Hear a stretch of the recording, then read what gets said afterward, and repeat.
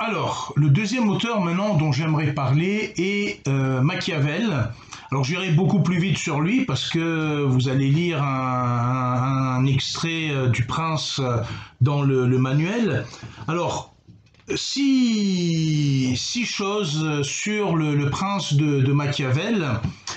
Alors, le contexte, hein, là-dessus, alors oui, là-dessus, au niveau du contexte, je voulais vous recommander le livre de Quentin Skinner, très très sympa, sur la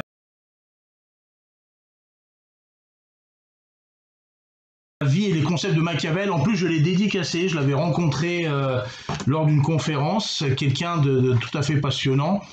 Et dans ce livre, il nous montre un peu le contexte, puisque si un jour vous décidez de lire vous-même le Prince de Machiavel, vous allez voir qu'au début, il donne tout un tas d'exemples, il dissocie les républiques des principats, qu'ils soient héréditaires ou nouveaux, et ça peut vous paraître un petit peu difficile, et donc Quentin Skinner contextualise le prince et montre un peu les enjeux qu'il y a, notamment lorsque les Médicis arrivent au pouvoir en 1512, qui font tomber la République de Florence pour laquelle Machiavel travaillait. Machiavel est arrêté, torturé, parce qu'on pense qu'il est encore avec les républicains d'avant.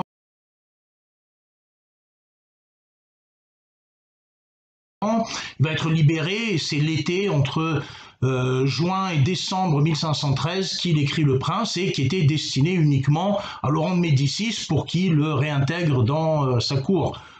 Ce qui se fera à moitié. Machiavel ne sera pas entièrement satisfait de la place que lui donneront les Médicis. C'est ce qui explique d'autres écrits après à connotation beaucoup plus républicaine que le Prince, qui serait une sorte de CV, de demande d'emploi et de lettre de motivation pour intégrer finalement le staff de Laurent de Médicis, pour parler avec des termes contemporains. Alors qu'est-ce qu'il y a d'intéressant dans Le Prince? Alors tout d'abord, cette opposition entre fortuna et virtu. La fortuna, on pourrait dire, c'est ce qui relève de la chance ou du hasard, selon la conception qu'on a de l'existence. La fortuna, c'est un moment les aléas, les circonstances dont on n'est pas maître.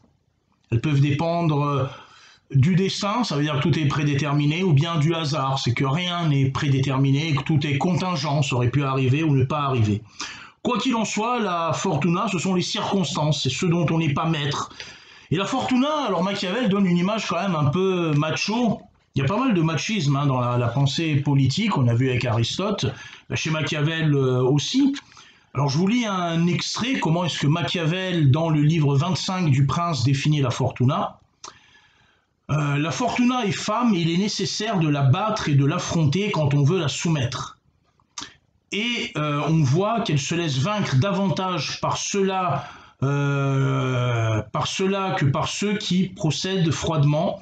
Et c'est pourquoi, comme femme, elle est toujours amie des jeunes, parce qu'ils sont moins circonspects, moins prudents, sont plus féroces et la commandent avec plus d'audace. Alors c'est pas moi qui dis ça, bien évidemment, c'est Machiavel. Et ce qu'il sous-entend là, c'est qu'il ne faut pas tout laisser aux circonstances. On est maître d'agir, il faut avoir la virtu, la virilité, la force. Le prince doit être d'abord un chef de guerre. Il faut avoir aussi la vertu, et Machiavel distingue hein, certaines qualités que doit posséder le prince, la sagesse notamment, la justice. Il y a certaines qualités que le prince doit avoir, on verra au niveau de la vertu, mais aussi la virtuosité. La virtuosité, c'est-à-dire qu'il doit à un moment être malin, le prince, il doit être un bon stratège. Il ne doit pas être seulement un chef de guerre, il ne doit pas simplement posséder certaines vertus au sens aristotélicien, mais il doit être aussi stratège. Ça veut dire, et c'est un autre point important du prince, l'enjeu c'est de garder, c'est de conquérir et de garder le pouvoir. On est dans un...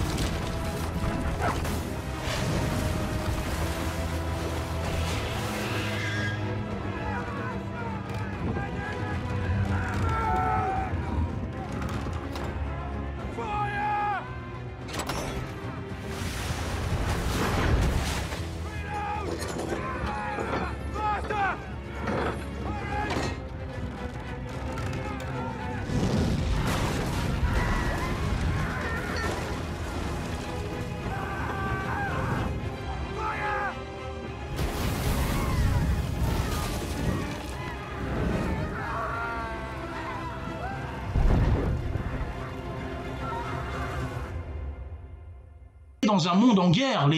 Là, vous avez la vidéo sur la chaîne Politicon qui montre très bien, là encore, hein, les enjeux de lutte dans le contexte au sein duquel Machiavel écrit Le Prince. On n'est pas du tout dans un monde en paix, on est dans un monde en guerre, un monde violent, et le prince doit être un bon chef de guerre, doit être aussi un bon stratège militaire. À un moment, il doit, quand il se promène avec ses troupes et qu'il regarde comme ça les vallées en état de paix, il doit se dire: qu'est-ce que je fais avec mes troupes si des soldats surgissent derrière cette colline et essayent de m'attaquer? Donc vous voyez, chez Machiavel, tout ça sous-entend, hein, conquérir et garder le pouvoir, ça sous-entend qu'il faut il faut pas gouverner en fonction de ses désirs et de ses rêves, mais il faut gouverner avec la réalité du monde dans lequel nous sommes. Je vais vous lire encore un autre extrait du Prince de Machiavel, alors que je trouve l'endroit. Voilà, c'est le livre 15. Le livre 15, qu'est-ce que nous dit Machiavel ? Il y a si loin de la manière dont on vit à celle dont on devrait vivre que celui qui laisse ce qui se fait pour ce qui devrait se faire apprend plus vite sa ruine et sa préservation. Il faut aller droit à la vérité effective de la chose et non pas à l'imagination de celle-ci, nous dit Machiavel dans Le Prince. Ça veut dire qu'aussi, il faut prendre conscience des autres acteurs qui sont dans la cité. Il y a le prince, il y a les puissants et il y a le peuple. Et le prince, à un moment, justement, s'il est un bon stratège, une fois qu'il est arrivé à prendre le pouvoir, il doit s'appuyer sur le peuple pour gouverner les puissants. Et il doit éviter le mépris et la haine. C'est le texte numéro 2 de votre manuel, donc je ne l'expliquerai pas davantage. Il faut y jeter un œil et le lire pour ceux qui le souhaitent. Le prince doit également être lion et renard. Il doit, vous voyez, à un moment garder sa nature humaine, mais il doit également devenir animal quand les circonstances l'exigent. Et là, il y a deux types d'animaux, nous dit Machiavel. Il y a d'un côté le lion et de l'autre côté le renard. Le lion, c'est la force, le renard, c'est la ruse. Là encore, c'est le texte numéro 3 de votre manuel. Et là, c'est pas si vous voulez ou pas, là, il faut tous le lire, hein, celui-là. C'est celui sur lequel vous devez travailler après avoir vu la vidéo. Alors, on pourrait dire qu'à un moment, il y a dans ce passage, hein, le texte numéro 3 du manuel, un passage où Machiavel dit que il faut être bon, mais quand les circonstances l'exigent, il faut être mauvais, il faut entrer dans le mal. Et le mal, ça peut vouloir dire faire des choses immorales, ça peut vouloir dire faire des choses contre la religion. Alors, là-dessus, est-ce que Machiavel serait du coup immoral, serait athéiste, etc. Alors il y a un chercheur italien, Maurizio Viroli, qui nous dit que non, c'est peut-être plus compliqué que ça, et qu'il y a chez Machiavel justement le politique, c'est l'art des apparences. Le politique, c'est aussi dans un monde violent qui s'exerce. Ça voudrait dire que dans ce monde violent, quand il le peut, c'est encore dans le livre 15 du Prince, quand il le peut, le prince doit être bon. Il doit être bon ne serait-ce que pour sauver son âme. S'il ne respecte pas, par exemple, la religion, il va aller en enfer. Et pour Viroli, Machiavel est quand même croyant. Par contre, quand les circonstances l'exigent, nous dit Machiavel, et c'est un conseil qu'il donne au prince, il ne dit pas qu'il doit le faire. Mais s'il veut garder son trône, quand les circonstances l'exigent, il ne doit pas hésiter à rentrer dans le mal et faire des choses contre la morale, contre la religion, tuer des gens, etc., faire des massacres. Mais il y aura un prix à payer, nous dit Machiavel. Le prix à payer, c'est qu'à un moment, le pouvoir va lui coûter son âme. C'est-à-dire, s'il fait des choses mauvaises, il ira en enfer. Et voyez, Machiavel, à un moment, et c'est la lecture peut-être que fait Louis Althusser de Machiavel, il y a une solitude du prince. Parce que s'il arrive à maintenir effectivement son royaume en paix, avec un certain ordre et une certaine autorité, peut-être le prix à payer sera son âme.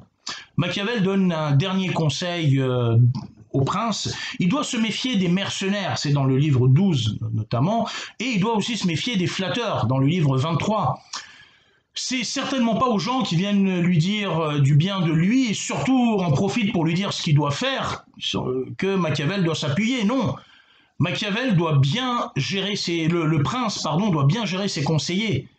C'est pas quand le conseiller a quelque chose à dire au prince qui vient le voir et lui dire quoi faire, pas du tout. C'est le prince qui appelle le conseiller et qui lui demande conseil, et le prince fera ce qu'il voudra. Quoi qu'il en soit, vous voyez, entre le prince de Machiavel et la politique d'Aristote, il y a, comme le rappelle John Pocock dans son livre Le moment machiavélien, il y a quand même une rupture. Chez Aristote, c'est la vertu, la délibération, c'est en vue du bien commun de la cité, alors que Machiavel, non, on n'est pas du tout dans cette logique-là. Il s'agit de conquérir et de garder le pouvoir pour préserver la société dans une paix qui sera forcément éphémère au sein d'un monde qui est perpétuellement en guerre. Et là, la vertu, il faut peut-être préférer le bien, mais quand les circonstances l'exigent, eh bien, il faut faire le mal si on veut justement garder le pouvoir. Il ne suffit pas de le conquérir. Bon, il faut quand même nous souhaiter des temps meilleurs, et je pense que le prochain auteur vers lequel j'ai envie de vous renvoyer, c'est Hannah Arendt, et sur la vidéo au sujet de la crise de la culture, qui dit de très belles choses justement sur la nouveauté et le monde à venir. Merci.